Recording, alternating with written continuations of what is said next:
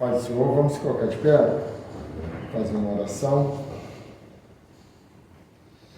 Nosso Deus, eterno Pai, nessa hora te damos graças pela oportunidade de estarmos aqui na Tua casa, para aprendermos da Tua Palavra. Venha revelar, Senhor, os mistérios, os segredos da Tua Palavra. Venha falar poderosamente ao nosso coração. Tu sabes o que precisamos, o que necessitamos. Senhor, que Teu Espírito Santo esteja conosco aqui, nos orientando, nos direcionando, falando poderosamente conosco, Pai. É o que nós te pedimos nesta hora, em nome de Jesus.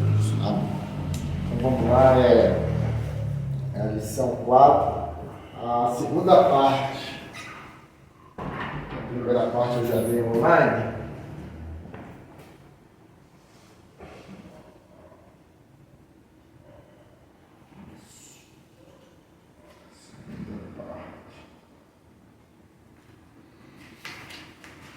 Eu dei online lá no serviço, acho que tem umas partes até que eu cochilei. Só não pegou bravo, falei, não vai dar para dar aula toda não. Vamos lá. Agora a gente vai para a parte da reforma na Escócia. João Knox, que foi de 1515 a 1572. Era um padre escocês. Em 1540 começou a pregar as ideias da reforma. Em 1547 foi preso pelo exército francês e enviado à França, por influência do governo inglês. Foi solto, voltando à Inglaterra, em 1549, onde continuou a pregar. Com a ascensão de Maria Sanguinária, em 1553, foi para Genebra, onde absorveu de modo completo a doutrina de Calvino. No ano de 1559 voltou à Escócia pela Câmara dos Lordes escoceses a fim de liderar um movimento de reforma nacional. A situação política fez da reforma da Igreja e da independência nacional um só movimento. Maria, rainha dos escoceses, casou com Francisco II, rei da França, que era filho de Catarina de Médicis, célebre pelo massacre de São Bartolomeu. A Escócia e a França ficaram assim aliadas, suas coroas unidas pelo casamento. A França inclina-se à destruição do protestantismo. Filipe II, rei da Espanha, com outros romanistas, tramou o assassinato da rainha Elizabeth para que Maria, rainha dos escoceses, subisse ao trono da Inglaterra. Então essa parte da reforma protestante, ela teve uma parte que teve muitas guerras, Então é uma coisa que a gente olha assim e a gente começa a analisar, a que ponto chegou a igreja, A igreja de Cristo, que foi chamada para ganhar almas, ganhar vidas, agora ela mata pelo nome da igreja, Então é uma igreja agora que assassina pessoas, literalmente, assassinar verbalmente não, assassinar, tirar vidas, condenar à morte e tudo mais. Então a reforma veio para isso, Por que veio a reforma? Porque eles se tornaram pessoas que olhavam o ambiente deles, e achavam que aquilo era um monopólio, a doutrina deles, ensinavam o que queriam, criavam doutrinas, Então, quando as pessoas começaram a estudar a Bíblia, porque a Bíblia, ela também tinha um monopólio, por isso que eles traduziram para o latim. Latim era uma língua que pouquíssima gente falava naquela época, então eles dominaram o latim, fizeram a tradução da Bíblia original para o latim, Então só os padres tinham acesso à Bíblia, bispos, padres, papas, que tinham acesso à Bíblia, então eles ensinavam o que queriam. Mas quando foi vindo mais papas, mais padres, papa era um só, mais padres, o que aconteceu? Que estudavam a Bíblia, monges e tudo mais, como Martinho Lutero, esses outros, eles foram vendo que aquilo não condizia com a palavra de Deus, então por isso veio a reforma, Só que aí eles lutaram contra o sistema, É a mesma coisa. Às vezes eu explico aos irmãos, é o que a gente fala em reunião de obreiros, fala às vezes em culto de ensino, né? Tem certas coisas contra a força, não há resistência, né? Vamos supor, tu está numa igreja que sabe que o líder está fazendo algo que não condiz com a palavra de Deus, não adianta você lutar contra ele. O mais certo é você sair daquela igreja e não estar ali, porque você vai sofrer, não tem como você fazer nada. É o líder, né? Ele só responde a Deus, né? Ele vai prestar, claro que vai prestar conta, né? Mas o que ocorre é exatamente isso. Tchau. Não sei o que. Né? Então, aqui a reforma protestante foi uma luta muito grande, né? Porque foi contra o sistema, né? Então, quando eles foram contra o sistema, então o sistema tentou derrubar eles de qualquer maneira, né? Só que essa reforma, ela era de Deus.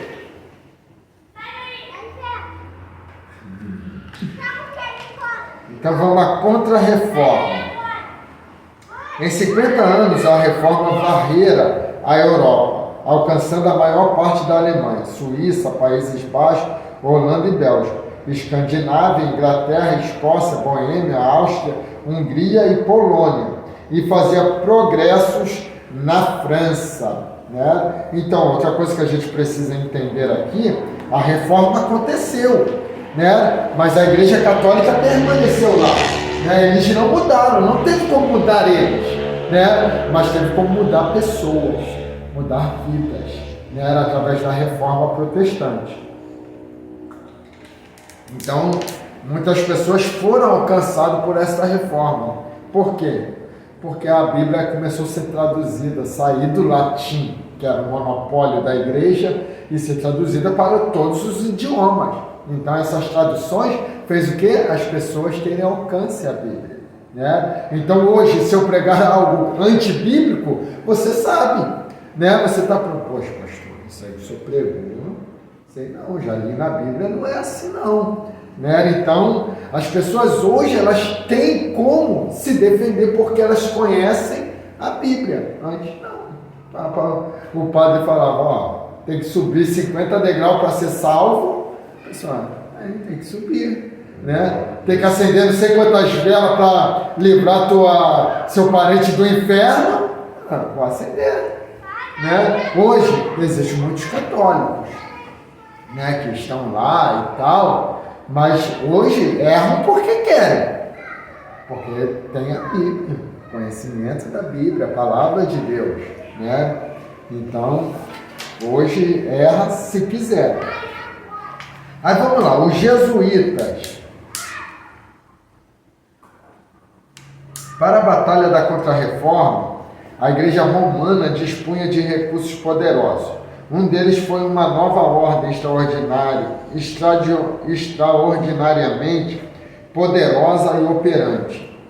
Aí, vocês que vão assistir a aula, pode marcar. A Sociedade de Jesus, seu fundador foi o espanhol Inácio de Loyola, de 1491 a 1556, que ele viveu. O desejo de Loyola foi ser um famoso soldado, mas o ideal apagou quando, aos 28 anos, recebeu grave ferimento que o aleijou para o resto da vida. Sua aspiração tomou outro rumo, queria tornar-se agora um grande santo. O caminho era entrar no convento, mas todos os seus jejuns, penitências, orações e confissões não lhe proporcionaram a almejada paz. Então colocou a serviço de Deus. O seu pensamento cria que a Igreja Romana fora unanimemente ordenada para representar os desígnios de Deus entre os homens. Aí colocou a serviço de Deus também a organização da Sociedade de Jesus. Foi organizada em 1540 com 10 membros, tanto sacerdotes como leigos eram recebidos na ordem. Aí vocês vão fazer outra marcação. Propósito: promover o progresso eclesiástico e lutar contra os inimigos da Igreja Católica Romana, né? Então, essa contra-reforma, o que é isso? Alguém que surgiu no cenário para lutar contra a reforma protestante. Então, ele agora vai criar algo para estabelecer ali que a Igreja Católica é autêntica, é a única igreja ordenada por Deus e tudo mais, para combater a reforma protestante. Eles são conhecidos como jesuítas. Organização baseada no sistema de disciplina rígida e absoluta, obediência contínua e perfeita. Métodos de combate. Nas igrejas que estabeleceram ou naquelas que conseguiram controlar, colocavam hábeis pregadores e promoviam reuniões atraentes. Dispensavam também muita atenção à obra educacional, abriram escolas primárias que logo se enchiam, pois o ensino era gratuito e qualificado. Ensinavam aos alunos a devotar a Igreja Católica Romana e as autoridades católicas inspiravam ódio ao protestantismo. Então, foi algo que surgiu para combater a reforma protestante. Elementos de combate à reforma. Concílio de Trento. Foi formulada uma declaração completa da sua doutrina Igreja Católica. Inquisição. Aí criaram a Inquisição. O que era isso? Era um tribunal onde iam condenar as pessoas à morte. A igreja que criou esse tribunal, queria dizer repressão, julgamentos, condenações e morte. E aí vão marcar o index, condenação de livros e versões da Bíblia, exceto a Vulgata, tinham que queimar, Então a Vulgata era a Bíblia deles, que era a tradução do original para o latim, Então era chamada de Vulgata. Então era a Bíblia da Igreja Católica, até os dias de hoje.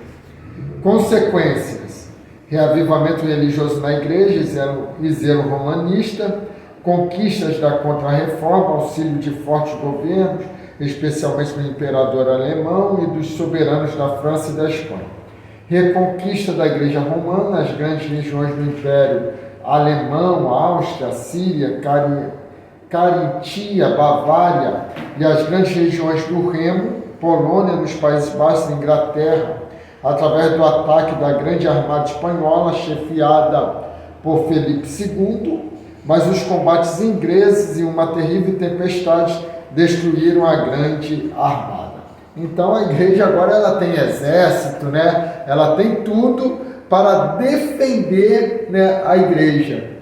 Então é a mesma coisa que hoje nós somos uma igreja, na Assembleia de Deus, Unidos por Cristo. Então hoje os obreiros, vamos supor, Diácono Haroldo, você não vai ser só obreiro, vai ser vigilante, vai ficar armado ali fora, Tem igreja que é assim, eu já fui na Deus e Amor mesmo, no centro do Rio, fui levar, na época eu trabalhava no Pastor, eu fui levar uma senhorinha lá, vigilante, na porta da igreja, armado. Eu já estava vigilante. Então vamos lá, guerras de religião. O movimento da reforma foi seguindo de 100 anos de guerras religiosas. Pai, seu evangelista Joel, tudo bom? Bom, graças a Deus. Também, fica à vontade. Então aí começou a ter as guerras, Criaram um exército vai criar para quê? Para combater, Aí as guerras de religião. O movimento da reforma foi seguindo de 100 anos de guerras religiosas, a guerra contra os protestantes alemãos, a guerra contra os protestantes dos Países Baixos, as guerras huguenotes na França, a tentativa de Filipe contra a Inglaterra, a guerra dos 30 anos, 1618 a 1648, estiveram envolvidas rivalidades políticas e nacionais, tanto quanto questões de propriedade.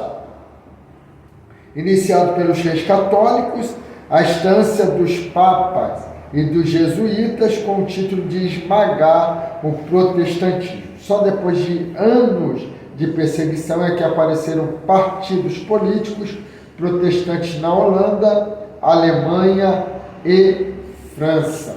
né? Então não tiveram como parar o protestantismo, sinal esse que nós estamos aqui hoje, né?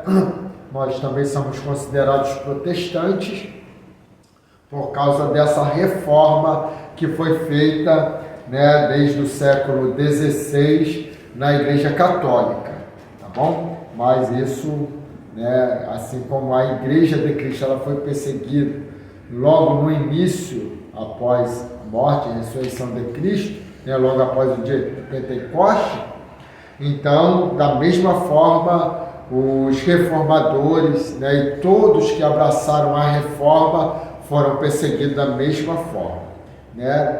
Ali no início da igreja, a igreja está sendo perseguida pelos judeus, né? Era mais pelos judeus do que por Roma, né? Então Roma perseguia, Roma fazia as atrocidades, mas porque os judeus incitavam Roma, né, contra os cristãos. Então aí agora a própria igreja incitando contra seus próprios irmãos, né, os governos, os imperadores, né, essa perseguição, e milhares de pessoas morreram, né, nessas perseguições aí. Aí teve aí, né, a Guerra dos 30 Anos, né, que foi na Boêmia, na Hungria, até 1580 os protestantes eram maioria, incluindo a maior parte dos nobres proprietários das terras. O imperador Fernando II, da casa de Habsburgos, e com o auxílio dos jesuítas, empreendeu a supressão, né? Ou seja, fazer desaparecer, né, extinguir do protestantismo. Entretanto, os protestantes uniram-se para a defensiva. A primeira parte da guerra, 1618 a 1619, redundou em vitória para os católicos, conseguiram expulsar o protestantismo de todos os estados católicos, depois conseguiram impor o catolicismo novamente nos estados protestantes da Alemanha. Aí às vezes eu fico analisando isso, né? Aqui é claro, estamos falando de uma guerra mesmo, né, que se fosse nos dias de hoje era os cristãos portando um fuzil, bazuca, seja o que for, para lutar um contra o outro. Foi exatamente isso, é que não existiam essas armas naquela época, né, mas foi exatamente isso, era guerra mesmo, de um tirar a vida do outro. Aí eu fico imaginando, rapaz, como que o diabo não olhava para isso, né? O inimigo da nossa alma não olhava assim, ele devia cruzar os braços e dizer, não precisa fazer nada, eles mesmos estão se matando, né? Eles mesmos estão guerreando contra eles. E isso acontece hoje, né, não portando armas de calibres, mas isso acontece exatamente nos dias de hoje. E sempre foi o plano do diabo, incitar o povo de Deus contra o povo de Deus, né? Os judeus não eram o povo de Deus? Povo de Deus. E foram eles que perseguiram a igreja. Agora, a igreja católica não era o povo de Deus? Povo de Deus.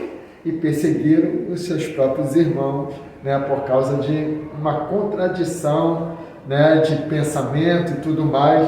Então, essas são as armas do diabo e vai perdurando, irmão. A gente vai vendo que isso vai perdurando até os nossos dias, né? O diabo, a arma dele é incitar, é dividir, é jogar um irmão contra o outro, é jogar uma igreja contra a outra, né? Por quê? Se ele divide a igreja fica sem força, irmão, né? Porque hoje, evangelista Joelson, né? A gente está aí, tem várias igrejas dentro dessa reta aí, né, desse complexo todo aí, vários, irmãos, quase 200 igrejas dentro desse lugar. O tráfico impera ferozmente neste lugar, né? Não era para ter nada mais aqui, irmãos. Era só para ter paz, era só para ter a glória de Deus neste lugar, de tanta igreja que tem. Mas o que o diabo faz? Desune a igreja, né? Divide a igreja. Então, quando divide, irmãos, a igreja perde a força e o diabo ganha território, né? Ganha território. Então, vamos lá. Aí temos aí as missões católicas. Nesse período somente a Igreja Católica Romana cuidou do trabalho missionário. As igrejas protestantes nada fizeram digno de referência especial para levar o Evangelho aos povos pagãos. Uma das razões dessa atitude deve ser o fato de que o protestantismo teve de lutar para sobreviver, mas também as igrejas protestantes não tinham ainda despertado quanto ao privilégio e dever de cuidar do trabalho missionário como fez depois. Estava indo em acessão ali a questão da reforma protestante. Os líderes da reforma tinham uma preocupação que levou muito tempo, que era a tradução da Bíblia, para eles poder pregar o Evangelho, tinha que traduzir a Bíblia na linguagem das pessoas originalmente, tá? Então, por isso, era ali a questão de uma prioridade deles. A França e a Igreja Católica Romana.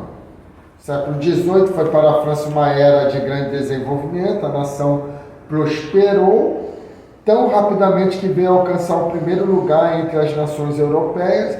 Essa atividade teve o seu ponto alto ao longo do brilhante reinado de Luís XIV, que se estendeu de 1661 a 1715. Aí teve o galicanismo, eram devotos e profundamente ligados à Igreja Católica Romana. Teve a ultramontanismo, doutrina que, estimulada na França, defendia as prerrogativas papais contra o separatismo apregoado pelo galicanismo. O movimento defendia ainda a infalibilidade papal de um poder absoluto da Santa Sé. Então, sempre existiam essas controvérsias entre eles, esses pontos de vista que eles discordavam um do outro, tá? Então, a Igreja Católica, a Revolução Francesa, aí teve o protestantismo na Alemanha, tá? Que foi com Lutero, tá? Então, essa reforma protestante. E a gente vai ver aqui o protestantismo na Inglaterra.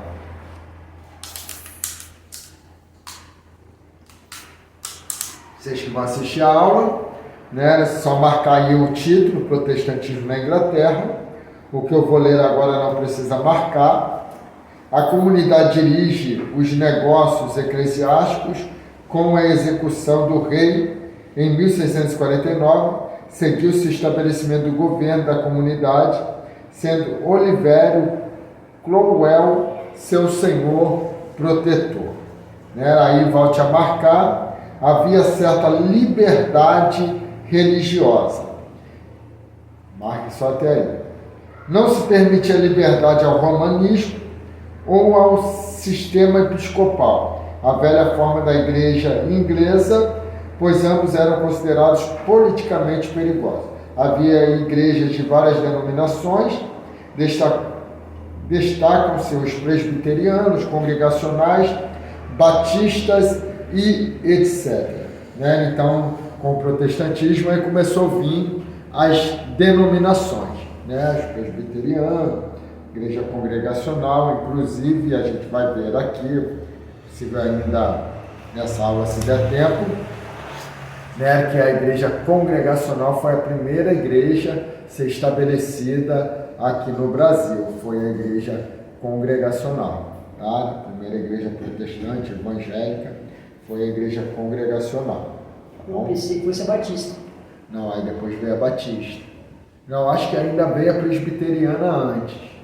Mas, eu não lembro muito bem essa ordem, não. Mas acho que a primeira foi a congregacional.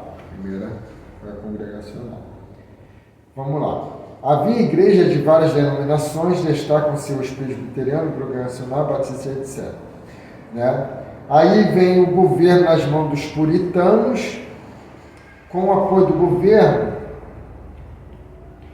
tiveram a oportunidade de realizar o que desejavam, fortalecer a religião e o caráter moral do povo. Foram aprovadas leis que exigiam um alto padrão moral do povo. Havia nos puritanos certa tirania que contribuiu para tornar seu governo bastante impopular entre o povo inglês, até que em 1660 restaurou-se a monarquia e Carlos II foi elevado ao trono. Né? Então,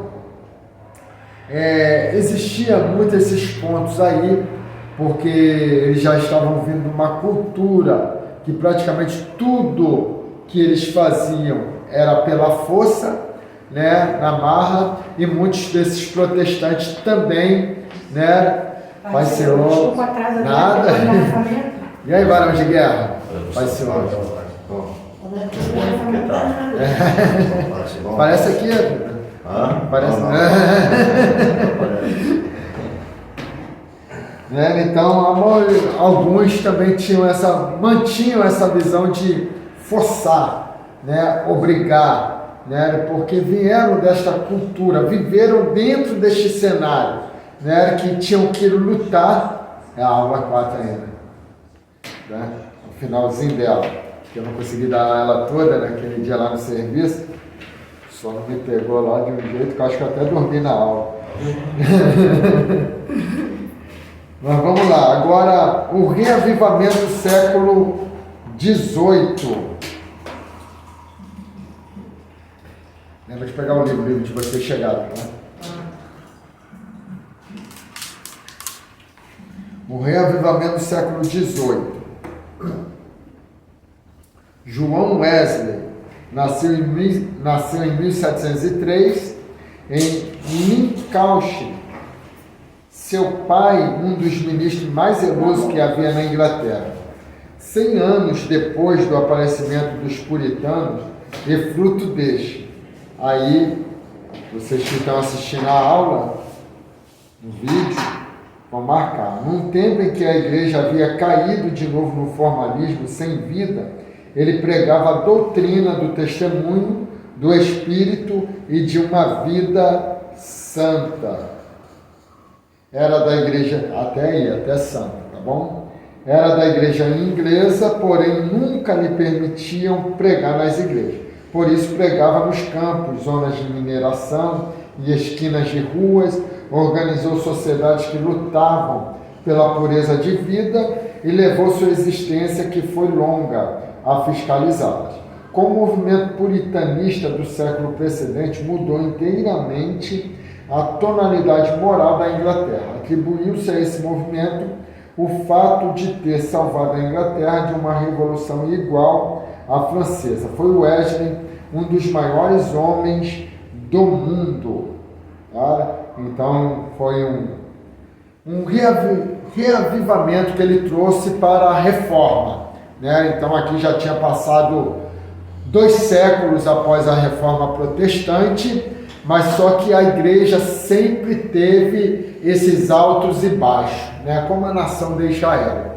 Né? Então, pegando assim, de uma forma geral, o povo de Deus, né, desde o início, sempre oscilou, né, altos e baixos, né, em termos de estar em comunhão com Deus, de estar agradando a Deus.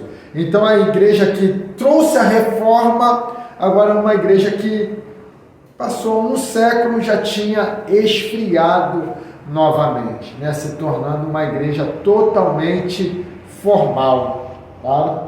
Então agora vem eles, né? John Wesley, Carlos Wesley, George Whitefield, 2 valorosos cooperadores do ministério de Wesley. Carlos, irmão de John Wesley, foi um eficiente pregador e compôs cerca de 6.000 hinos.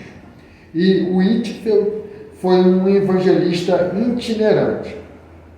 Oposição. Por serem ministros da igreja da Inglaterra, a anglicana, foram proibidos de pregarem nas igrejas oficiais. Foram excluídos das igrejas.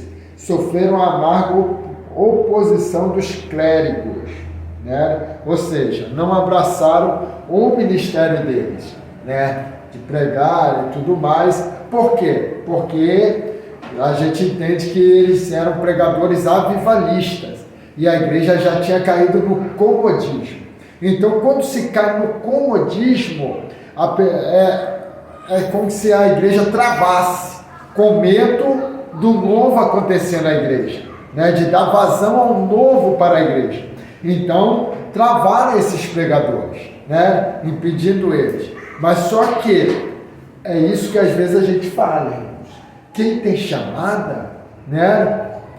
Pastor nenhum tem autoridade para atrasar a chamada de ninguém, irmãos, né? Vamos supor, se o evangelista André está aqui, ele congrega comigo, ele tem chamada para ser pastor. Irmão, se eu falar, não vou consagrar o evangelista André, não vou consagrar porque eu não quero e tal. Não, se Deus tem chamada, é Deus que tem, Deus me tira, irmão. Deus me arranca e ele vai ser pastor. Ele vai ser. Então ninguém tem esse poder. Isso aí é limitar aquilo que Deus já determinou para a nossa vida, né? Então quando Deus determina, irmão, que vai te colocar, ele vai te colocar e ponto, irmão, né? Então o que eles fizeram? Esse John Wesley não mesmo veio em Navi, porque eu sigo o Pentecoste, por exemplo. Navi e John Wesley. Não. Os dois que trouxeram o Pentecoste, por exemplo. Não. Daniel Berg e Gunnar Bing. Daniel Berg. A gente vai até falar deles aqui nessa próxima aula aqui. Esse aqui foi o fundador do Wesleyano. Isso aí. Então vamos lá. Organização da Igreja Metodista. Um dos grandes resultados do reavivamento foi a formação de uma nova igreja, né? Então não tem como, é o que eu estava falando. Contra a força não há resistência, né? Então não concorda, não está de acordo, não vai ter como você tentar levar na marca, não adianta. Então, a reforma, o que aconteceu? Depois, a Igreja Católica, eles assumiram lá o Vaticano? Não, irmão. Então, tiveram que seguir o caminho deles, né? A visão, tem certeza que é Deus, tem certeza que é o Senhor, e graças a Deus nós estamos aqui, né? Até o dia de hoje. Então, a mesma coisa foi para eles, fecharam a porta para eles, né? Então, nesse fechar da porta, Deus em tudo, irmãos, tem um propósito. Deus em tudo tem um propósito. Então, hoje existe a Igreja Metodista, é uma igreja muito respeitada, né? A Igreja Metodista, tanto a Metodista do Brasil quanto a Metodista Wesleyana, são igrejas, né, muito respeitadas em quesito doutrinário, são uma igreja que, né, se dedica muito à palavra também, né? Então são igrejas muito respeitadas. Então vamos lá. A Metodista, por muitos anos, o clero anglicano o antipatizou, Wesley, e hostilizou até que os evangélicos se tornaram bastante partes em número e influência, até que gradualmente Wesley transformou suas sociedades com os respectivos pregadores em igrejas. Em 1784, a Igreja Wesleyana, ou Metodista, foi definitivamente organizada. 7 anos depois, quando faleceu Wesley, a igreja contava com 77 mil membros, né? Então vamos lá. Surge o movimento missionário moderno, missões mundiais da atualidade. São os mais importantes movimentos da história, ou seja, tentar, né, algumas das narrativas mais tocantes de toda a literatura vibrante de vida, heroísmo e inspiração. Nem pregadores, nem professores de escola dominical prestam bastante atenção à vida dos missionários. Toda a congregação deve ouvir sempre contar as histórias de Livingstone, sem rival entre os heróis do universo, e de Carey, Morrison, Moffat, Martin, Patton e outros que têm levado as novas de Cristo às terras longínquas e fundado sistema de pregação, de educação e de filantropia cristã, né, que estão transformando o mundo. Quando a história findar e os anos da raça humana puderem ser contemplados em sua ampla e total perspectiva, vê-se-á provavelmente que o movimento missionário mundial do século passado e sua total influência sobre as nações terão constituído o mais poderoso capítulo dos anos da humanidade, né? Então, Aí agora surge, né, a obra missionária, surge tudo isso, né, através dessa questão de pregação do Evangelho que eles implantam ali na igreja, que eles implantam ali na igreja metodista, tá bom? Aí a gente vai corrigir esse questionário aqui para a gente pular para lição 5, tá bom? A gente tentar pegar uma parte aí da lição 5. Obrigado.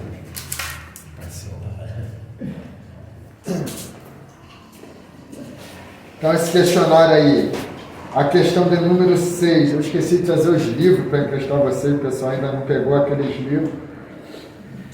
Questão de número 6 é da prova da história da igreja, mas o outro chegou, que a gente vai começar. Fundador da Sociedade de Jesus. Resposta é letra C, Inácio de Loyola. D? Aí tá D? Não, se for Inácio de Loyola é D. É D? Porque tá aqui A, B, C, D. Você está com o livro online? F. É porque eu acho que esse livro é igual ao meu, a versão antiga, a edição antiga. Ah, tá. Não, porque os professores, aí eu pedi lá e algum deles lá tinha me enviou. Entendi. Mas não é de professor, não, de aluno, só que aqui tem 4 opções, aí Inácio Loyola tá no D. O meu também está no D, entendeu? O meu também está no D. Só que a versão mais atual, a edição mais atual é C, eles mudaram. Entendeu? Por exemplo, eu até fiz a marcação assim, botei a letrinha C do lado, para não perder. As 7 foi a condenação de livros e versões da Bíblia, exceto a Vulgata, que era queimar. A resposta é letra, aí no seu tá C, não é isso? Aí no meu aqui é A, né? Quer dizer, no livro do pessoal que... Index. Index. Letra A. Mas não é todos que tem, porque depende, né? Ele não está marcado, não. Só que ele tem um D, né? E na versão nova não tem D, é isso? E na versão nova, a resposta certa está na C. E aqui fica difícil também para mim responder, porque eu não tenho como marcar, né? Porque o livro aí já tá, o livro tá, entendeu? Não tem como marcar. Porque já eu prefiro o manual, né? Porque aí você vai lá e marca, já escreve alguma coisa. Claro. Mas dá para quebrar só para acompanhar. Não é. É porque aí é foto, né? É foto. Porque quando, tipo assim, quando ele manda o PDF escrito mesmo, aí dá para você editar. Aí dá para editar. Aí vamos lá. 8. É incoerente dizer que no protestantismo inglês, aí a resposta é letra B. Não havia liberdade religiosa. Aí agora, que nem aí o 10 e o 9. Aí o 9, nossa, aí é 10 no livro deles.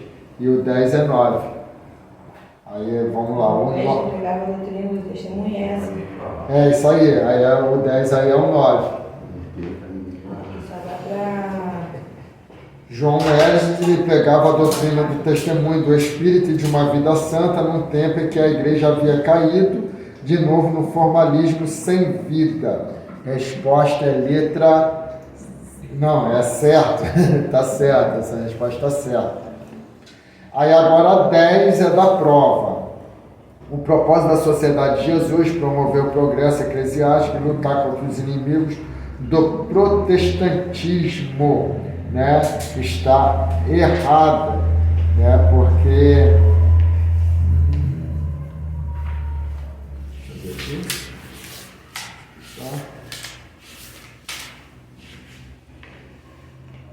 Que era o dos jesuítas, né? Não era da Sociedade de Jesus, era dos jesuítas. Então vamos lá. Agora a gente vai para a última aula, último capítulo, que é a lição 5. A história das Assembleias de Deus no Brasil. A gente vai pegar os pontos principais aqui. Né? Todos nós aqui somos assembleianos, né? Mas tem muitos assembleianos hoje, porque hoje a Assembleia de Deus ela se tornou várias vertentes, né?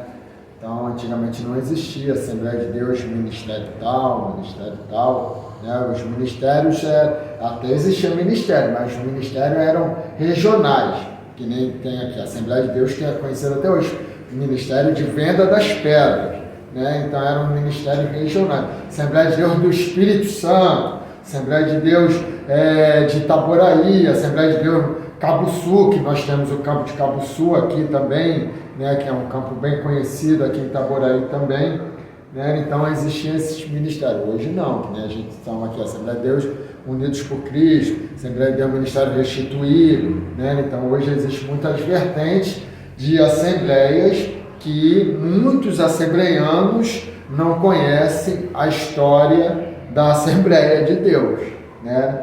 Então vamos lá. A história das Assembleias de Deus no Brasil. O desenvolvimento cristão da América do Norte leva-nos a entender melhor a história das Assembleias de Deus no Brasil. Há razões bastante para considerarmos com mais apreço o cristianismo americano. Num tempo bem curto, o cristianismo dos Estados Unidos da América desenvolveu-se sob o ponto de vista de grande vitalidade e influência. No século XX tem se tornado a base mundial de missões. A deteriorização da cristandade na Europa continental tem acentuado o extraordinário progresso no continente norte-americano. O cristianismo dos Estados Unidos da América tem assumido forma diferente do modelo histórico.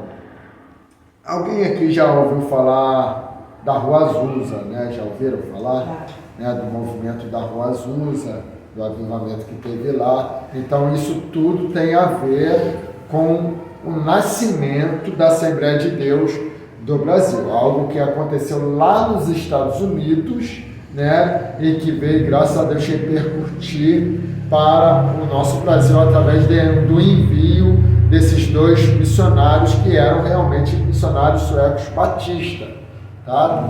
Então, por que eles vieram? Para trazer a doutrina do batismo com o Espírito Santo, né? Então, no YouTube tem o documentário da Rua Azusa, vocês encontram livros, né? Já leu o livro? Tem um livro, então, é muito bom esse documentário, tá? E tem também o documentário do nascimento da Assembleia de Deus no Brasil, que a gente vai estudar aqui, tá bom? Você encontra no YouTube também. Primeiro período, descoberta da América, 1492 até o ano de 1638, data da grande importância na Europa. Desde o princípio da fundação das colônias inglesas espalhadas no litoral leste da América do Norte, a grande parte dos colonizadores emigrou da Inglaterra e Europa para escapar das perseguições religiosas.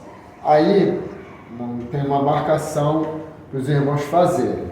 As 6 denominações envolvidas no princípio da colonização foram, aí, para marcar todas elas, a Igreja Anglicana, os Congregacionalistas, os Calvinistas, os Luteranos, os Católicos Romanos e os Batistas, tá? Então, é essa marcação que vocês vão fazer. Aí não dá, né? Não, aí, até que agora eu descobri que está em PDF. Aí tá dando para marcar? Deu. Deu? Dá para pintar, né? Pintei, é só. Dá para pintar, é isso mesmo. Não dá para editar, né? Escrever nada. Nada, só mas dá para você fazer citação. Aham. Então vamos lá. A Igreja Anglicana, né? Essa palavra ela vem do latim medieval, que significa igreja inglesa, tá? É a mesma coisa. Igreja anglicana e igreja inglesa é a mesma coisa, tá? Antes da paz de Westfália, né, 1648, o cristianismo americano já estava fornecendo uma previsão de grande desenvolvimento das denominações que iriam caracterizar sua história mais tarde.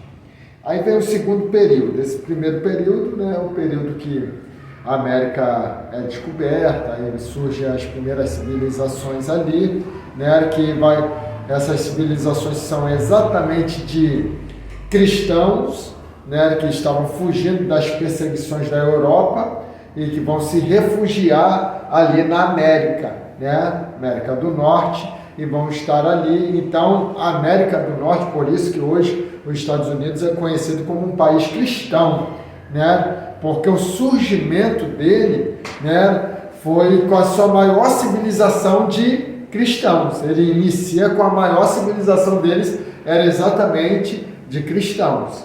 Tá? Aí vamos lá, o segundo período.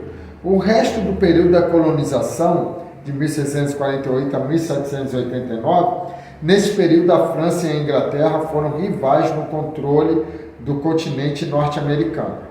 A Inglaterra saiu vitoriosa, as colônias ganharam sua independência 20 anos depois. O primeiro grande departamento começou depois de 1726 e influenciou a vida religiosa e política das colônias. Em 1726, a pregação de Teodoro, esse nome aí não dá não, né? Esse aí não dá não.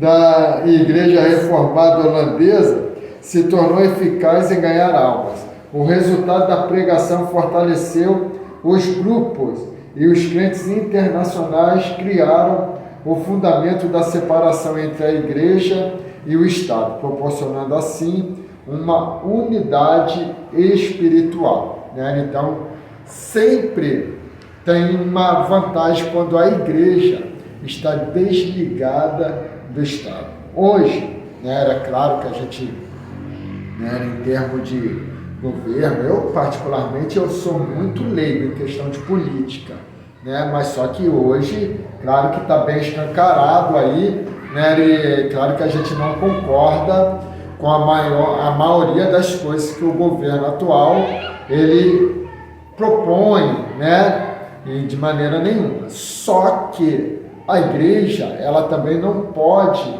né, estar assim aliada a nada concernente à política, né, porque hoje, como a gente vê, Bolsonaro ele se tornou um ídolo para a maioria dos evangélicos, né? Então isso se torna até uma certa idolatria, né? Se torna até uma certa idolatria. Por quê? Porque na verdade ninguém foca em mais ninguém. Será que não tem mais ninguém bom além de Bolsonaro que seja conservador, né? Que seja alguém que priva pela família, né? Só que a igreja ficou focada simplesmente em Bolsonaro. Então são coisas que a igreja ela precisa separar, porque daqui a pouco a igreja se torna como a igreja católica se tornou, né? Com Roma. Com medo da perseguição, porque vai vir a perseguição aí, né? Então foi exatamente aí que entrou a idolatria na igreja, quando eles tiveram medo da perseguição e aceitaram lá Constantino para ser o líder deles, uniu a igreja a Roma, né? E aí o paganismo tomou conta, a idolatria e o declínio espiritual da igreja.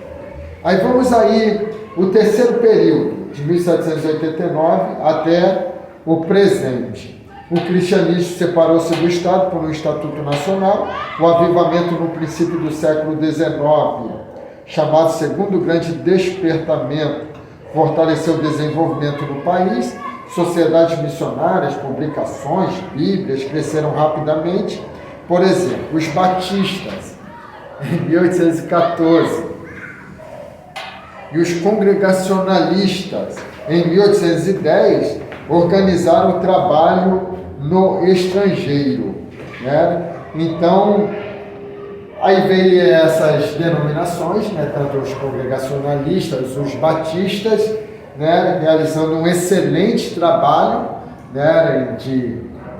Até hoje, graças a Deus, de ensino da palavra, né? De evangelização, de envio de missionários, né? E isso foi brilhante e ajudou muito. Por quê? Porque a igreja se tornou independente. A igreja é de Cristo.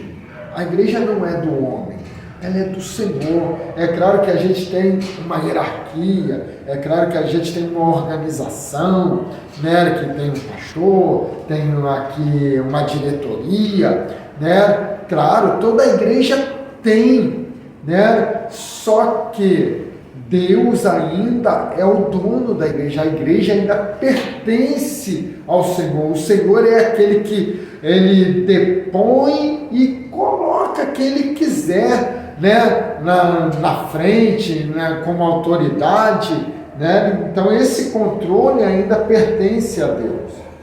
Então vamos lá, as mais antigas denominações. Aí nós temos Igreja Episcopal, no ano 1789, Congregacionalismo foi abençoado no segundo grande departamento. O congregacionalismo uniu-se com a Igreja Protestante da América do Norte no ano de 1925, com a Igreja Cristã em 1931 e teve a Igreja Congregacional Cristã, tem se unido outras vezes com os Irmãos Unidos, com o nome de Igreja de Cristo Unida, né? Isso já no século passado.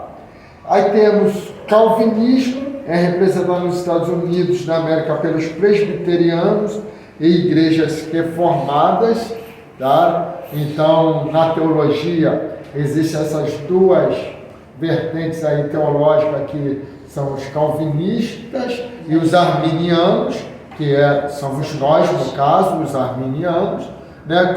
Qual é a diferença aí? São pequenos pontos teológicos, como pré-tribulacionista ou pós-tribulacionista, que eles são pós e a gente somos pré, né? A questão da predestinação, né? Que Calvino ensina a predestinação, que você já nasce predestinado ao céu ou nasce predestinado ao inferno, né? Então a gente não apregou a isso. A gente, claro, a gente entende o que? A onisciência de Deus. Mas só que nenhum ser humano nasceu para ser predestinado ao inferno. O inferno, na verdade, foi criado para o diabo e seus anjos, né? Todos que vão para lá são aqueles que se desviam de Deus e vão fazer a vontade do diabo e seus anjos. Mas o destino não era para nós. O céu foi feito para nós. Só que Deus, na sua onisciência, Ele já sabe como que eu vou terminar a minha trajetória, porque Ele é onisciente. Ele sabe se no final de tudo eu me salvo ou eu me perco, né? Porque Deus é onisciente, Ele conhece tudo. Mas isso não quer dizer que Ele me criou para me perder. Ele me criou para me salvar. Na questão do livre-arbítrio também, né? É isso aí, a questão do livre-arbítrio. Os arminianos, nós assembleanos, a gente acredita no livre-arbítrio do homem, na boa vontade de Deus de salvar todo ser humano, né? Como o senhor está explicando, né? Pelo menos o que eu aprendi, né? Eu estudei sobre isso. E eles acreditam que a pessoa já nasceu para o inferno, né? E a gente acredita que Deus, até o último momento, mesmo sabendo que aquela pessoa vai se perder, mas Ele não criou ela para isso. Isso né? Isso aí. E aquele Hernani Lopes Dias, na questão também da dicotomia, ele defende a dicotomia. Acho que ele isenta a parte do espírito. Ele acredita na parte matéria, né? Homem exterior e homem interior somente. Homem exterior e interior, que é a parte do corpo e da alma, e isenta a parte do espírito. Ele não acredita, bom, eu pelo menos o estudo que eu vi. Deu para compreender isso. Deu para compreender que ele não adquiria para si, né, a ideia da tricotomia, que é o homem e espírito. Isso aí. Então, é esses pontos aí que diferem, tá? Essas duas vertentes teológicas. Então, vem o luteranismo. Os luteranos têm mais de 36 seminários teológicos, com muitas outras escolas. As últimas estatísticas revelam o crescimento na igreja luterana na América. A Igreja Católica Romana cresceu através da imigração. Os batistas tomaram a liderança dos movimentos da Virgínia em Nova Inglaterra para garantir a liberdade religiosa. Sua organização e doutrina se adaptaram bem com a vida da fronteira americana. Os batistas e suas divisões: Convenção Batista, Convenção Batista Nacional, Convenção Batista Americana e a Convenção do Sul, né? Então, a organização batista, ela é muito show, né? Muito top. Sou muito apaixonada assim, eu tenho uma admiração muito grande pela administração da Batista. Eu sempre falei para André, amor, que eu queria muito me ver dentro da Batista, sabe? É que eu por ser pentecostal e ser assembleana já de raiz, eu meio que ainda reluto, mas é uma igreja que eu admiro muito, porque eles são, na questão da administração, eles são muito, priorizam muito a palavra, né, o trabalho em si, ele estudam muito. Eu gosto muito da igreja batista, mas quem sabe um dia, né? Vamos lá. O metodismo. O maior líder dos metodistas foi o francês Asbury, né, que viveu de 1745 a 1816, que introduziu a posição de bispo, adaptou-se bem à fronteira e cresceu rapidamente. Aí nós vamos agora falar sobre Gunnar Wingre, né, e Daniel Berg, que foram os fundadores da Assembleia de Deus. Isso aí é só para a gente ter uma base, né, que a Assembleia de Deus não foi uma das primeiras denominações, né? Essas denominações que vieram antes, né, que foram a raiz, a base, o cerne de tudo para que a Assembleia de Deus viesse surgir, né? Então, qualquer assembleiano, né, como a missionária está colocando aí, que se preze, respeita muito a Igreja Batista, né? Respeita muito a Igreja Batista. Quem conhece a história vai respeitar, né, a Igreja Batista. Então vamos lá. Gunnar Wingre, ele se torna professor da escola dominical, substituindo seu pai e sentindo o desafio de missões, ora a Deus oferecendo-se para honrá-lo e glorificá-lo, obedecendo ao seu chamado. No ano seguinte, em 1898, assiste uma escola bíblica, isto é, um curso de 1 mês para treinamento de evangelistas leigos, né? Alguém que nunca tinha sido evangelista. Como parte do treinamento, partia de 2 em 2 para evangelizar, e para isso recebeu somente dinheiro para passagem de ida, e visitavam de vila em vila, lugares pequenos e comunidades esquecidas. Tínhamos de confiar no Senhor quanto ao suprimento de nossas necessidades materiais, diz ele, né? Então era um seminário que tinha que aprender na prática, né? Aprender na prática, indo, fazendo mesmo. Então que este treinamento valeu muito, poderemos ver, porque algum tempo depois, ao partir para o Brasil, esse é exatamente o modelo seguido. Foi só com dinheiro de ida, sem garantia de sustento e em companhia de outra pessoa. Visitou aldeia por aldeia, ilha por ilha, cidade por cidade, em viagens sucessivas. Wingre parte em viagens evangelísticas, juntamente com outro evangelista, sendo discipulado, aprendendo, experimentando as provações e as alegrias sublimes do livramento, cura de enfermidades e frutos do trabalho. Não sei se eu já indiquei para vocês o livro Diário do Pioneiro, tá? É um livro muito bom, que é o diário exatamente de Gunnar Wingre, né? Era o diário dele, de tudo que aconteceu nessa trajetória missionária aqui no Brasil, tá bom? Diário de um Pioneiro. Trabalhou por um tempo no jardim do Palácio Real de Drottningholm. Trabalhou como jardineiro em diversos lugares perto de Estocolmo. Não era por isso um evangelista de tempo completo, mas esporadicamente começou a receber convites de pastores e evangelistas para acompanhá-lo em trabalhos de evangelização. Emigrando aos Estados Unidos, em 30 de outubro de 1903, viajou para a Inglaterra e de lá para os Estados Unidos como imigrante. Aí vão fazer uma marcação que diz assim: por um ano trabalhou como foguista, porteiro e depois como jardineiro. Tá? No caso, a gente não vai participar dessa prova, né? A gente já pegou bem no finalzinho, né? E não tem um livro, né? É. Vocês não tem um livro, esse livro. Aí no caso, a gente, para poder concluir, a gente volta nesse livro? Vocês vão terminar nele. Tá. Vocês vão terminar o curso nele, Tá. nesse livro. Entendeu? Então vamos lá. Aí, jardineiro, né? Marcação. Vocês que vão fazer a marcação. Mas um ano depois de chegar aos Estados Unidos, em setembro de 1904, foi a Chicago para ingressar ao Seminário Teológico Sueco dos Batistas. Terminados todos os cursos e estágios, diplomou-se em maio de 1909. Em junho de 1909, aí outra marcação, Wingren é nomeado pastor da Igreja Batista de Menominee, Michigan, Estados Unidos da América. Duas preocupações exigem sua atenção, ainda a marcação, tá? Partiu ou não como missionário da Igreja Batista do Norte para a Índia. Candidato aceito recebe convocação, mas desiste por não ser essa a vontade de Deus. Essa desistência vai provocar também a dissolução do noivado a pedido da noiva.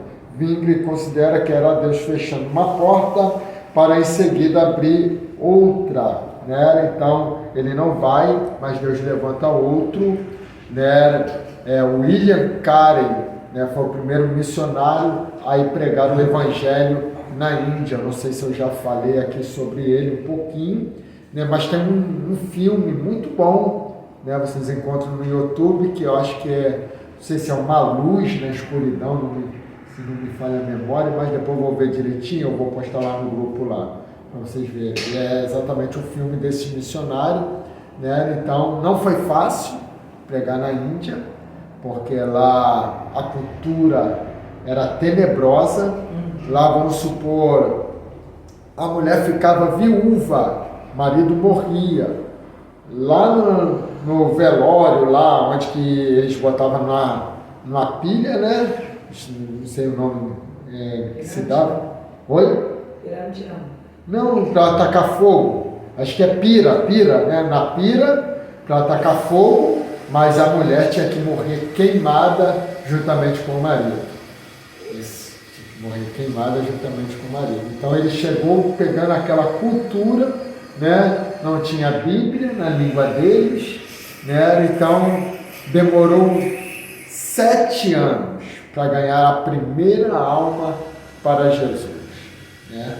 Então, depois de 7 anos, imagine um monte de coisas que aconteceu na vida deste homem, né? Então, foi bem dificultoso, né? Então, Deus sabe de todas as coisas, quem iria era Gunnar Wingren, né? Então, Deus sabe de tudo, irmãos. Ele, por certo, não suportaria passar o que o William Carey passou na Índia, né?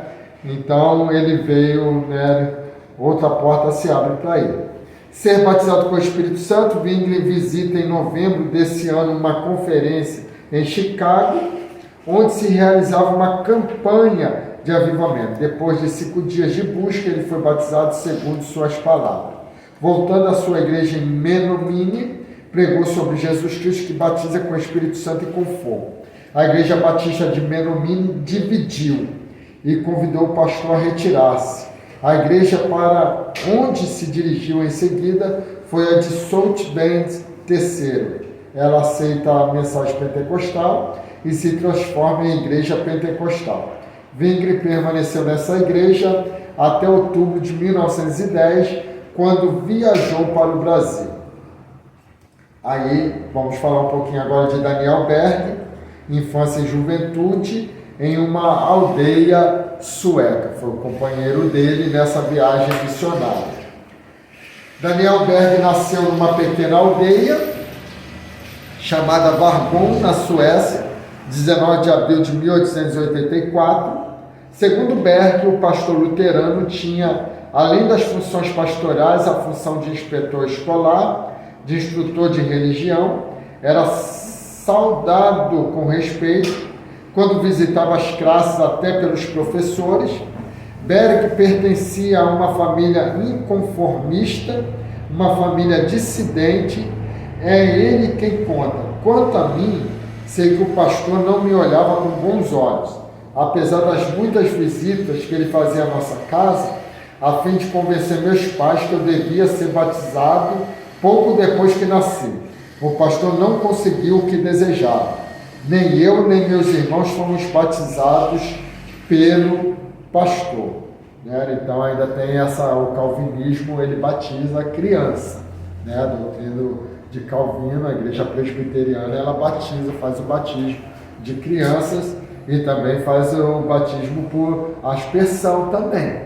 Tá? Fazem igual a igreja católica. Né? Então eles também fazem. A imersão, né? A purificação. A aspersão também. Ele não imerge nada. Nada. Então vamos lá. Na verdade, a família Berg, ou melhor, Hogberg, não era a única família em Vargon que não levava os filhos recém-nascidos para o batismo. Outras famílias na aldeia também se recusaram a deixar batizar as crianças recém-nascidas. Né? Então é uma parte que agora a reforma já aconteceu, eles têm acesso à Bíblia, ao conhecimento, né? E entendiam que não havia necessidade de uma criança ser batizada porque era um ser inocente que não tinha senso de certo e de errado. Né? Então o evangelho estava penetrando nos lares, de modo que o pastor, por isso mesmo, perdia seu prestígio de mando. Né? Então a igreja agora ela deixa de ser uma ditadura, porque a igreja por muitos anos era uma ditadura. Era o que o Papa dizia, era a lei. Né? Então as pessoas não tinham como acessar, ler. Né? Então vamos supor, eu chego aqui e falo uma asneira grotesca aqui, dizendo, não, pastor, isso aí vai totalmente contra a palavra de Deus. Né? Vão me confrontar pela Bíblia, pelo conhecimento. Né? Então, graças a Deus, isso foi, né, caindo por terra por causa do conhecimento da palavra. O fato é que desde 1879 um irmão, né, essa irmã de Vasterford, veio visitar seus parentes Johann e Christina Johnson. Era um homem que ardia em santo zelo e anunciava um Jesus Cristo que veio para salvar e tornar felizes as pessoas perdidas no mundo pecador.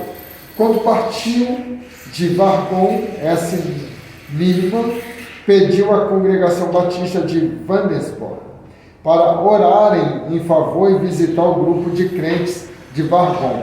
Em 1881, 3 pessoas foram batizadas, provavelmente Johann e Christina Johnson e também Werner Hogberg, pai de Daniel Berg.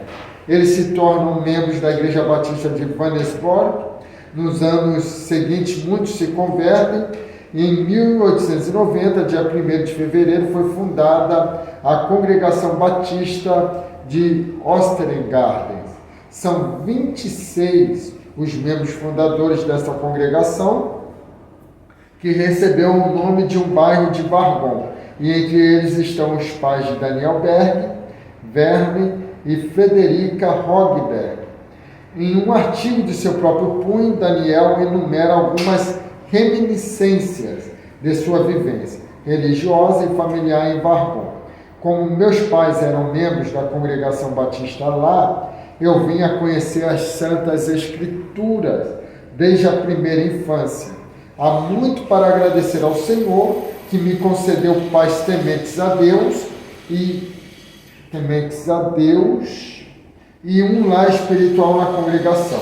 É muito agradável relembrar as reuniões de orações e os estudos bíblicos entre crentes em suas casas, incluindo a nossa também. Foi em 29 de janeiro de 1899 que Daniel pediu à congregação para ser batizado. A ata desse dia diz: o presidente, o irmão Johansson, diz que havia 2 jovens irmãos que queriam se unir à congregação. O irmão Petrus Johansson fez primeiro sua confissão de que tinha alcançado paz com Deus e que desejava estar unido com a congregação através do batismo. O irmão Daniel Berg, que tinha se tornado filho de Deus através da fé em Cristo, queria ser batizado. Estes 2 jovens não tinham sido batizados quando criança e não conheciam nenhum outro batismo senão o das Escrituras, que ensinam que crê e for batizado será salvo. A congregação aceitou os pedidos desses irmãos e pediu para a congregação de Johannesburg fazer o batismo lá no dia 12 de fevereiro de 1899. Daniel Berg, recordando esse dia, disse: aos 15 anos eu dei a minha vida a Jesus. Foi numa quinta-feira à noite, em janeiro de 1899. Lembro-me que meu pai estava presente na reunião e senti grande felicidade no coração. Louvado seja o nome do Senhor. Essa é a memória mais maravilhosa e preciosa de meu lar. A verdade do batismo se tornou clara para mim e então fui batizado e sepultado com Cristo no batismo. No dia 12 de fevereiro do mesmo ano, o irmão Levi Petrus foi também batizado. Então essa é um pouquinho do resumo da história de Daniel Berg. Tá? Aí a imigração aos Estados Unidos da América, 3 anos depois, em março de 1902, Daniel Berg migrou para os Estados Unidos. Primeiramente ficou em Providence, Rhode Island, onde os amigos suecos ajudaram a encontrar um emprego em uma fazenda. Depois foram para a Grossport, em Pensilvânia, onde trabalhou numa fundição de aço. Ali recebe o certificado de fundidor especializado. Depois de 8 anos, ele resolve voltar para visitar seus pais e irmãos. Tinha chegado aos Estados Unidos aos 18 anos e não tinha profissão definida. 8 anos depois, já com 26 anos de idade, tinha a experiência e a confiança de sobreviver nos Estados Unidos, exercendo diferentes trabalhos. Aqui, irmãos, não tem muito o que comentar, porque é uma história, Então é mais a leitura mesmo. A viagem de volta foi muito melhor do que a ida para a América, diz Berg. Dessa vez sentia-me como um ser humano, dormia em uma cabine e fazia refeições em um salão de jantar. Minha bagagem era maior e a mais variada. Muitas malas de couro guardavam roupas e presentes para os meus. Havia estado na América por 8 anos. O tempo me deu valiosas experiências. Era menino quando deixei a Suécia. Quando voltei era um homem feito. Aprendi a tomar iniciativas na vida. Sentia-me independente. Meus pais me veriam com saúde e com dinheiro. Então, tudo, às vezes tem coisas na vida que a gente não compreende, mas é um preparo para o propósito de Deus. Ele trabalhou, viveu longe dos pais, e é como se fosse Deus já preparando ele para a obra missionária. Retorno a casa e reencontro com Levi Petrus. Vamos lá. Além das emoções próprias do retorno à casa paterna, das impressões da pequena aldeia de Vargon e de suas casas que pareceram ainda menores, sem quase mudança no seu aspecto físico, o que o impressionou é que o amigo de infância e juventude, aquele com quem se tinha batizado no mesmo dia, Petrus Johansson, o Levi Petrus, como veio a ser conhecido nacional e internacionalmente, se havia feito pregador. Justamente naquela semana estava ele pregando em uma cidade próxima, Lidke Company. Daniel Berg seguiu a recomendação da mãe de Levi Petrus e foi ouvi-lo. Como foi que seu amigo de infância, batizado em Johannesburg em 1899, se havia tornado um pregador ardente como S. Naimo, que nos idos de 1879 iniciaram a evangelização batista em Vargon. Como foi que Levi Petros se tornaram um evangelista e pastor pentecostal?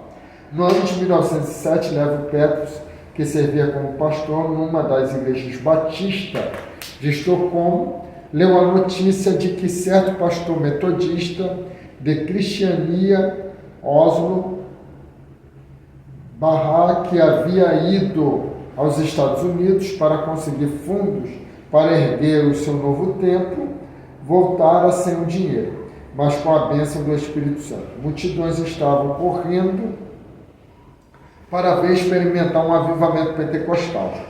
Hollenberger conta como Barra foi o pioneiro da mensagem pentecostal na Europa, começando por Escandinávia e espalhando-se tanto no continente como na Inglaterra.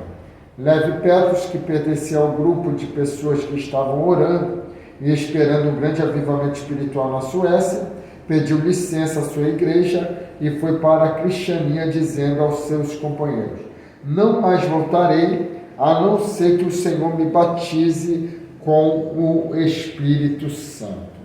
Aí tem uma marcação a ser feita agora. O resultado desta viagem é que Levi Petros se tornou fundador do movimento pentecostal na Suécia. Tá? Marquei até aí. Sua igreja, a Sétima Batista de Estocolmo, experimentou um grande avivamento. Em 1909, quando Daniel Berg visitava sua aldeia natal, Petros estava na cidade próxima, em campanha especial. Daniel Berg, depois do encontro com Levi Petros, diz: quando cheguei à igreja, ele estava pregando. Sentei-me e prestei atenção para melhor entender o assunto que para mim era novo. Após o culto, conversamos longamente acerca da doutrina do Espírito Santo. Expus ao meu antigo companheiro meus sentimentos favoráveis ao que ouvia e minha intenção de voltar à América. Daniel Berg acrescenta: a partir desse momento desejei receber o batismo com o Espírito Santo e orava para que Deus me batizasse. A resposta para essas orações veio quando, já a caminho dos Estados Unidos, dentro do navio que estava, ao aproximar-se da América do Norte, Jesus respondeu às minhas orações. As bênçãos divinas vieram sobre minha cabeça e tudo se modificou. O mundo parecia diferente depois que recebi a resposta à oração. Parecia que o vento havia levado para longe os problemas. Meu caminho estava claro e não sentia dúvidas. Estava resolvido, a partir desse momento, a dar a minha vida ao Senhor e contar aos que desejavam ouvir o que eu recebera e que a salvação é para todo aquele que crê. Segundo essas palavras, o batismo no Espírito Santo para Berg não foi algo espetacular, como para T.B. Barra, que cantou um belíssimo barítono, com uma voz grossa, uma canção nova de louvor. Era discípulo de Grieg. Outros relatam o ter falado em línguas. Nas palavras simples de Berg, ele tinha no coração uma decisão inamovível, que não pode ser removida, de dar sua vida ao Senhor e dedicar-se totalmente para ser pregador do Evangelho. Aí outra marcação: ele era leigo, sem formação universitária, nem treinamento formal para evangelista. Mas o ter sido batizado no Espírito Santo significou para ele que estaria pronto. Tá? Então, procurando responder quanto o Senhor lhe abrisse as portas. Isto vai ocorrer em Chicago, pela associação com Gunnar Wingren, recém-formado do Seminário Bíblico Batista Sueco. Tá? Então, essa é a primeira parte. Essa primeira parte é mostrando exatamente a história deles, em particular, porque é através deles que a igreja, a Assembleia de Deus, ela vai surgir. Então, a gente precisou aprender um pouquinho quem era Daniel Berg, quem era Gunnar Wingren, para a gente entender quem foi os fundadores da Assembleia de Deus no Brasil. Vamos corrigir esse questionário aí agora. Tá bom? A página do livro tá aberta. Não, Fechou? o telefone descarregou. Descarregou. Então não tem problema não. Deixa eu... Questão de número 1. As denominações não envolvidas no princípio da colonização da América do Norte foram... Aí a resposta é a letra B, os metodistas e os assembleianos. Tá? Então essas não foram as denominações envolvidas no princípio da colonização da América do Norte, porque a Assembleia de Deus nem existia nesse momento. 2. Gunnar Wingre por um ano trabalhou nos Estados Unidos da América como imigrante. Nesse período trabalhou como, a resposta é a letra C, foguista, porteiro e jardineiro. Tá? 3 é da prova, tornou-se o fundador do movimento pentecostal na Suécia. Resposta é a letra A, Levi Petrus. 4, após ter sido nomeado pastor da Igreja Batista de Menominee, Michigan, Estados Unidos da América, Wingre se preocupa em partir ou não como missionário para o Brasil. Né? Então, está errado, porque não foi Gunnar Wingre, tá? Foi Daniel Berg. Então, vamos lá. 5. Daniel Berg era leigo sem formação universitária, nem treinamento formal para evangelista. O Espírito Santo significou para ele que estaria pronto. Essa está correta, tá bom? Vou só parar essa gravação e vou iniciar outra aqui para a parte final dessa aula.